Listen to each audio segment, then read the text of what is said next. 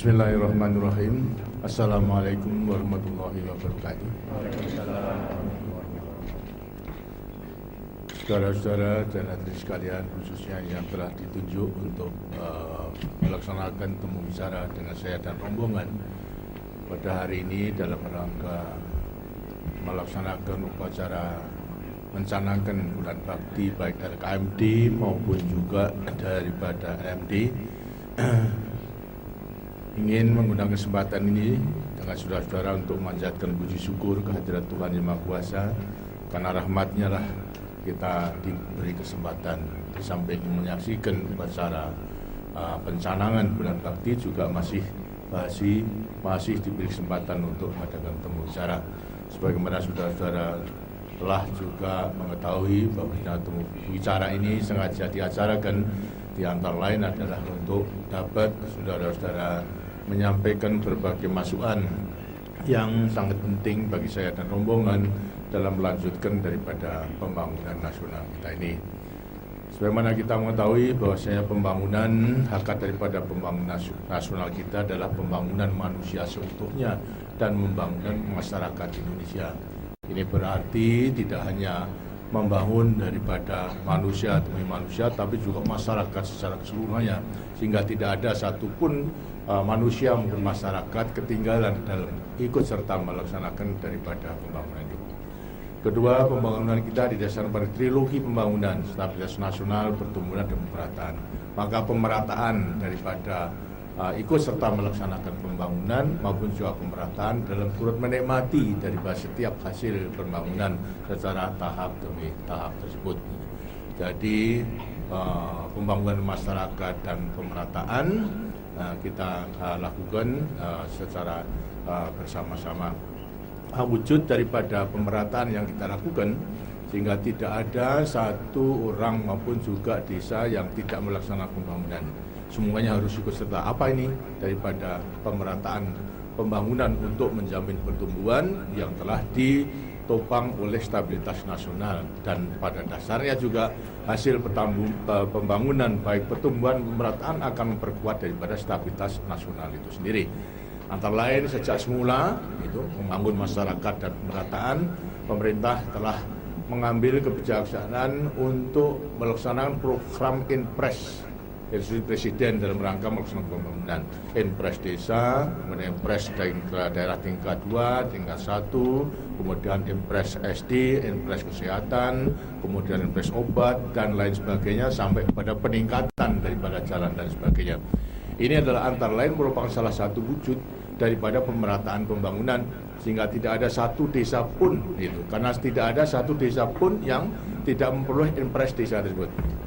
Dari jumlah permulaan 100.000 sampai sekarang adalah 6,5 juta daripada tahun yang sekarang, nanti mulai April itu menjadi 6,5 juta tiap-tiap desa. Inilah daripada wujud pemerataan daripada pelaksanaan pembangunan itu, sehingga tidak ada satu desa pun yang sebenarnya tidak melaksanakan pembangunan. Nah, daripada Inpres desa itu bukan bermaksud bahwa tujuan utamanya adalah hanya membangun dengan dana daripada Inpres yang relatif yang kecil, tapi yang penting daripada Inpres itu untuk mendorong potensi yang ada pada desa itu. Nah, melewati apa? Melewati musyawarah desa dan sebagainya, sampai desa itu mengerahkan potensi yang dimiliki, apa yang diingini membangun desa itu. Sehingga demikian maka setiap proyek tiap tahun dengan Inpres yang kecil akhirnya bisa menyelesaikan proyek-proyek yang besar. Itu selama 25 tahun yang seterusnya akan kita lakukan demikian. Walaupun demikian, maka ternyata bahwasanya tidak semua desa itu mempunyai kemampuan yang sama. Potensinya yang besar, ada yang tidak. Hingga dengan demikian ada desa yang maju, tapi juga ada desa yang belum maju. Desa yang belum maju bukan karena turun bangun, memang potensinya adalah demikian. Sehingga sekarang daripada 65.000 desa itu masih kurang lebih 22.000 desa yang tertinggal. Belum potensinya kurang sehingga lantas belum melaksanakan pembangunan sebagaimana desa-desa lainnya. Ini pun dengan sini perlu diperhatikan pemerintah. Di sampingnya meneruskan Inpres desa, maka desa-desa tertinggal itu juga ditambah kemampuan yang kurang ditambah dengan kemampuan, adalah dengan Inpres dengan IDT, Inpres desa tertinggal. Di sampingnya 6 juta atau 6,5 juta tahun yang akan datang, bahkan tiap-tiap desa sudah diberikan 20 juta tiap-tiap tahun, 3 tahun akan berturut sehingga 60 juta daripada desa-desa tertinggal. Ini merupakan modal yang akan bergulir, artinya akan terus-menerus di desa itu dan digunakan karena tadi desa tadi kurang mampu sehingga sekarang ditambah dengan 60 juta. Nah, ternyata bahwasanya sekarang rakyat kita yang hidup di bawah garis kemiskinan tidak hanya di desa tertinggal, tapi di desa yang sudah tidak tertinggal, non-IDT juga masih banyak rakyat kita yang hidup di bawah garis kemiskinan yang masuk kategori daripada prasejahtera dan sejahtera 1. Nah, ini juga harus kita perhatikan. Nah, perhatian dengan apa? Dengan ikut sertakan masyarakat. Agar supaya secara gotong royong perhatikan. Ternyata jumlahnya tidak sedikit. Jumlahnya masih kurang lebih 11,5 juta. Ya, rakyat kita yang hidup di bawah garis kemiskinan di daerah non-IDT. Daripada jumlah 26 juta secara keseluruhannya yang masih hidup di bawah garis kemiskinan, walaupun kita telah 25 tahun membangun. Itu. Nah, sekarang daerah IDT telah ada dananya. Sekarang di daerah non-IDT itu kita berusaha agar supaya masyarakat di daerah di desa yang sudah tidak tertinggal ikut serta menangani. Di sampingnya itu juga masyarakat yang mampu ikut serta menangani. Karena itulah usahanya kita usahakan agar supaya rakyat yang masih hidup di bawah garis kemiskinan yang masuk kategori prasejahtera dan sejahtera 1 kita anjurkan, mari.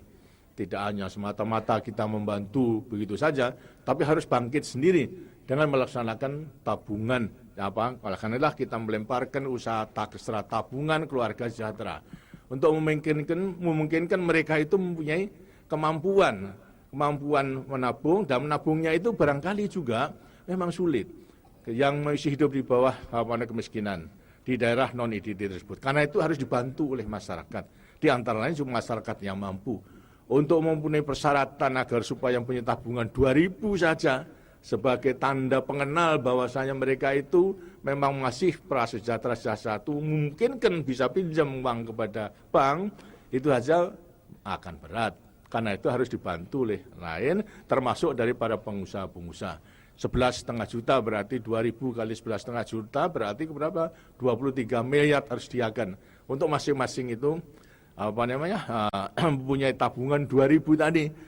Nah, dengan buku tabungan 2.000 itu kemudian masih harus disediakan dana untuk dipinjami. Dipinjami ini pun juga harus dengan dengan bunga yang murah. Kalau dengan bunga bank ya tidak mungkin, apalagi daripada bunga masyarakat yang bunganya itu ada sampai 35% satu bulan, bagi 1 tahun 5%, 60% 1 tahun, tentunya tidak mungkin.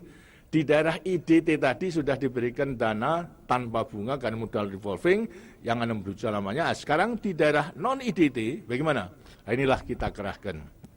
Kita kerahkan daripada masyarakat untuk dapat menyusun dana yang nantinya merupakan sumber pemberi kredit kepada rakyat kita yang masuk kategori prasejahtera dan sejahtera 1 di daerah non-IDT dengan bunga yang murah. Kalau bunga yang mahal bisa saja, tapi ini harus bunga yang murah. Kalau bank dipaksa kamu memberi bunga yang murah, ya siapa yang harus tombok kekurangannya? Subsidi. Akhirnya subsidi minta pada pemerintah, lah pemerintah pun juga dengannya sudah kurang. Karena itulah kita harus mengusahakan adanya kredit yang murah. Inilah yang kemudian kita anjurkan dan juga memang ada petanggapan bahwasanya mereka yang punya keuntungan 100 juta rupiah lebih 1 tahun setelah membayar pajak, mereka itu akan menyumbangkan 2% daripada keuntungan 100 juta yang ke atas tadi. Ini jumlahnya juga tidak sedikit, sekarang sedang dikumpulkan, di antara inilah yang merupakan sumber daripada dana untuk memberikan kredit murah tadi kepada rakyat kita yang hidup dalam kategori prasejahtera di daerah non-IDT. Karena itulah gerakan Takesra sama Kukesra itu dilemparkan atau dicanangkan agar supaya rakyat mempunyai tabungan dan bisa menabung. Nanti maksudnya agar supaya mereka yang telah mempunyai tabungan 2.000 itu untuk minjem pada bank dengan bunga yang murah tadi tentunya dibatasi.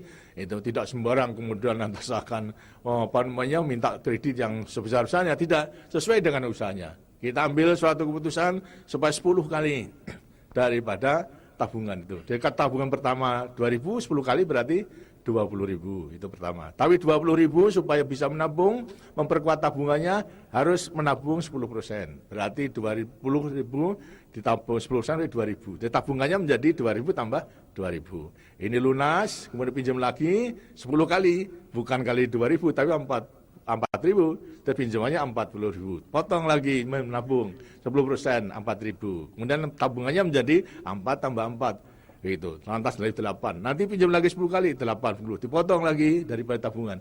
Dengan demikian mereka lambat laun mempunyai modal sendiri sehingga nanti akan menjadi mandiri, tidak perlu tergantung kepada orang lain. Inilah maksudnya daripada membimbing mereka yang prasejahtera maupun sejahtera 1 menjadi prasejahtera atau menjadi sejahtera 2, 3 dan 3 plus, akhirnya menjadi pengusaha kecil yang mandiri, walaupun kecil mandiri dan tetap kita butuhkan sehingga nanti bisa mengembangkan usahanya.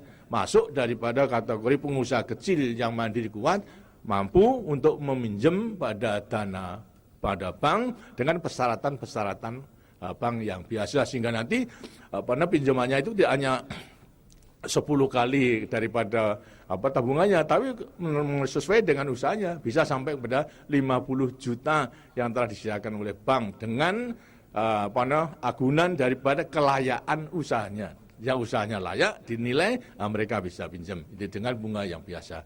Inilah antara lain yang kita lemparkan daripada gerakan ini. Dengan cara demikian daripada LKMD maupun juga LMD akan terus bisa membina masyarakatnya, rakyatnya yang masih hidup di bawah garis kemiskinan, dan prasejahtera dan prasejahtera 1 untuk meningkat sampai kepada sejahtera 2, sejahtera 3, dan sejahtera 3 plus dan lain sebagainya. Itu banyak usaha yang harus dilakukan. Karena itulah mereka itu perlu bimbingan, di antara bimbingan daripada masyarakat desa itu sendiri, baik perorangan maupun juga daripada keseluruhan. Ini yang diharapkan untuk tahun-tahun ini dalam rangka bulan bakti daripada LKMD dan LMD, benar-benar diusahakan mengarahkan secepat mungkin rakyat kita yang masih hidup di bawah garis kemiskinan itu agar supaya segera terangkat.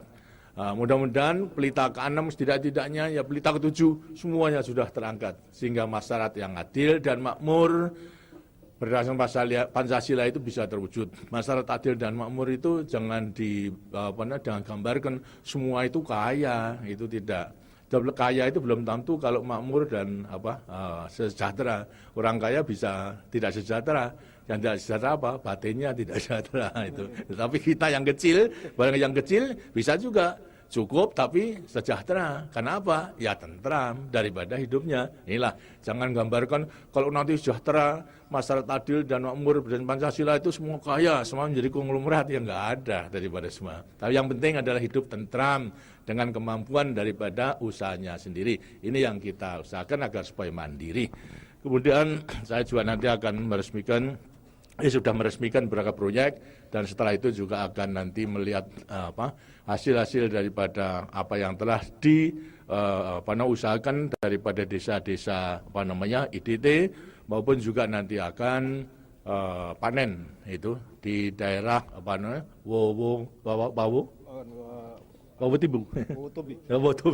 Wotobi yang 8 tahun yang lampau itu adalah saya resmikan waduk itu yang kapasitasnya 18.000 hektar, sekarang baru 8.000 hektar. Itu saja sudah mendukung swasembada beras ya, untuk di Sulawesi. Apalagi kalau yang 18.000 diusahakan, dengan sendirinya akan mendukung daripada stok nasional, pangan nasional yang baik. Artinya yang sempurna, yang tidak akan kekurangan lagi. Banyak nanti hal-hal yang masih akan kita saksikan. Nah, sekarang saya akan mengharapkan masukan daripada saudara-saudara mengenai pelaksanaan LKMD-nya, LMD-nya, maupun juga dalam rangka membina masyarakat prasejahtera sejahtera 1 di daerah IDT yang sekarang ini sedang kita lakukan. Kalau di non-IDT baru akan kita canangkan, tapi daerah IDT sekarang yang benar-benar telah berjalan. Coba sekarang siapa yang maju? Nah, silakan di tengah.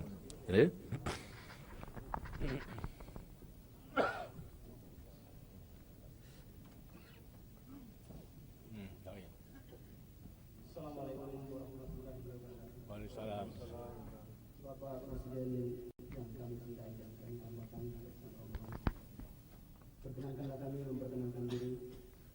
Nama Yusuf Hamun selaku manajer KUD Tani Makmur Sejahtera Desa Wawasolo, Kecamatan Pondang, Kabupaten Daerah Istimewa Yogyakarta, Provinsi Sulawesi Selatan. Sebagai tambahan Pak, sebelum kami diangkat sebagai manajer, kami adalah dari tenaga kerja Surabaya terpilih TKSF. Pada kesempatan yang berbahagia ini, kami ingin mengetengahkan kepada Bapak Presiden. Pertama-tama kami atas nama negara petani yang melakukan panen.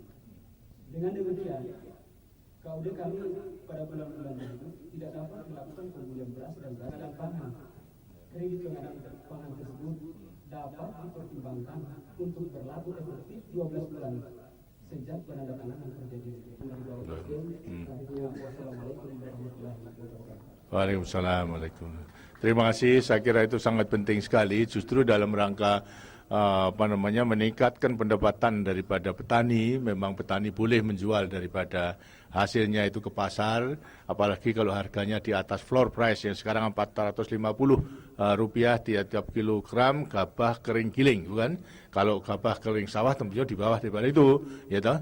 Daripada apalagi juga sebelum diproses gabah kering giling baru 450, tapi kalau KUD kepada rakyat belum memenuhi persyaratan kering giling tentunya di bawah daripada itu. Ini sebenarnya memang dimaksud agar supaya kecuali memang juga meningkatkan pendapatan petani juga untuk stok nasional. Sebetulnya telah menjadi kebijaksanaan daripada pemerintah selama rakyat itu masih bisa menjual dengan harga tinggi silahkan. Tapi dan KUD juga bisa membeli untuk dipasarkan dengan harga yang lebih tinggi daripada 450 rupiah tiap kilogram. Tapi penjualnya beras tentunya harga beras lain daripada harga gabah kering giling tersebut itu. Asalkan harganya nanti tidak akan melebihi daripada ceiling price. Dan kalau melebihi daripada itu kasihan konsumen, bukan petani harus membeli dengan cara mahal. Tapi dan sekarang stok nasional memang kita perlukan untuk menjamin agar supaya harganya selalu stabil.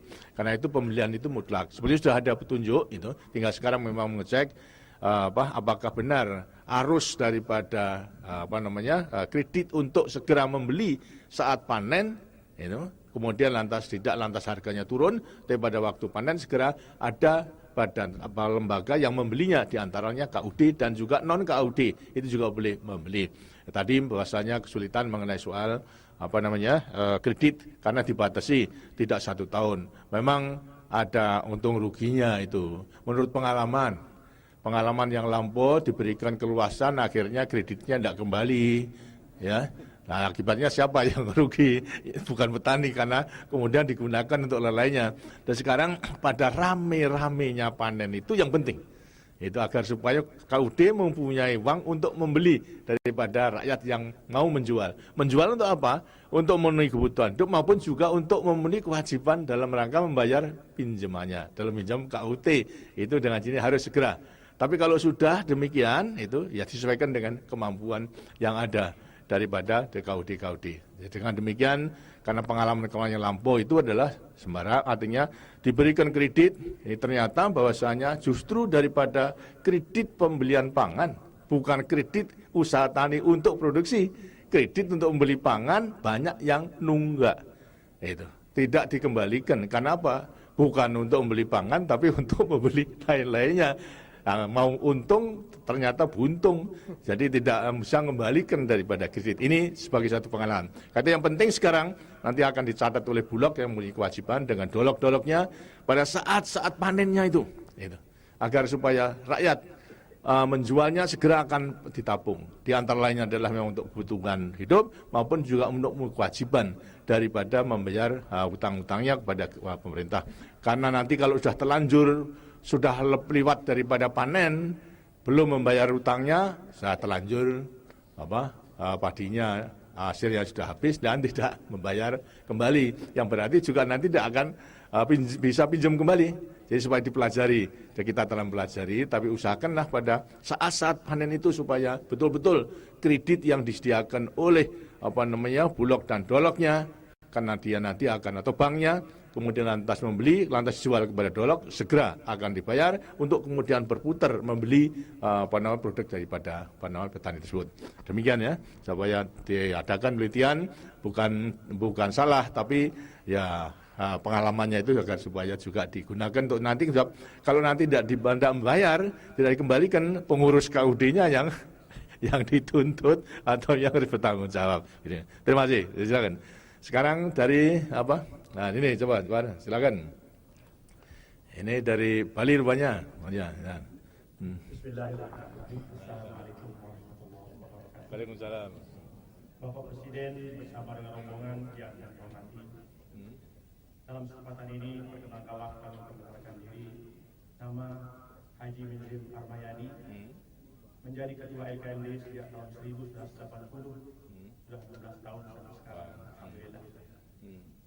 Sesuai dengan fungsi kami sebagai pengurus LKMD yang telah banyak berperan dalam meningkatkan kesejahteraan masyarakat desa di dalam hal-hal yang menyangkut soal kesehatan seperti pekan imunisasi nasional, kemudian pemberantasan sarang nyamuk demam berdarah, kemudian operasi tekad makmur untuk meningkatkan kesejahteraan masyarakat kami, dan banyak lagi hal-hal.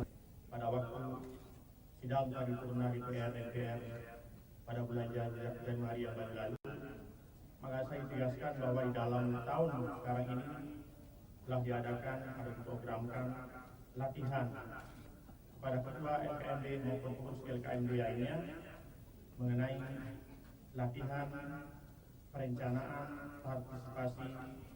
partisipatif pembangunan masyarakat desa atau P3MD, yang alhamdulillah dampak daripada latihan tersebut sangat besar bagi pengurus LKMD yang pada waktu musyawarah tingkat desa. Desa itu nanti akan disusun menjadi rencana desa yang akan disahkan oleh LMD, kemudian diusulkan pada pihak-pihak yang berwenang.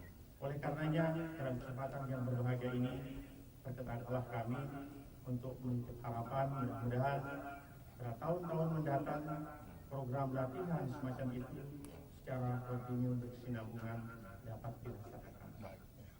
Demikianlah yang dapat kami sampaikan. Semoga ada manfaatnya. Terima kasih. Assalamualaikum warahmatullahi wabarakatuh. Waalaikumsalam. Terima kasih soal usul yang baik sekali. Memang dalam rangka pembangunan itu salah satu daripada persyaratan adalah mengenai manusianya. Karena itu pembangunan sumber daya manusia akan terus-menerus dilaksanakan. Meningkatkan baik mengenai ilmu pengetahuannya, juga penguasaan teknologi, sampai kepada keterampilan dan sebagainya. Dan ini hanya bisa dilakukan dengan baik mengenai pendidikan maupun juga latihan-latihan.